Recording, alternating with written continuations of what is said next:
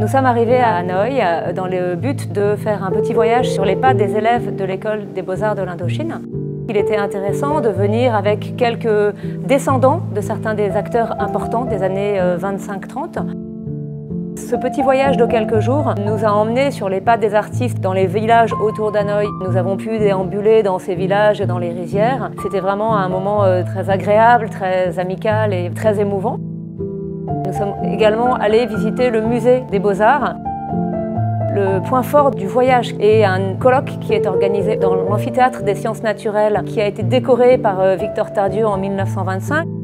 La grande fresque qu'il avait apposée n'est plus là, malheureusement, mais celle qui est ici aujourd'hui a été remise en place par le Vietnam en 2006. Il s'agit d'une œuvre réalisée d'après l'original.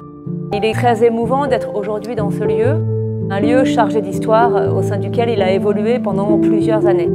Et depuis ce matin se succèdent des conférences et des discussions.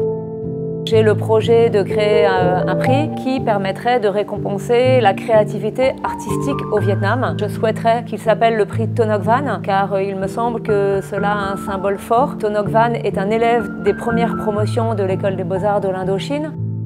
Je souhaite que cet événement organisé en faveur de la mise en lumière de l'histoire de l'art moderne au Vietnam reste longtemps dans les annales et permette d'éclairer de nombreuses zones d'ombre.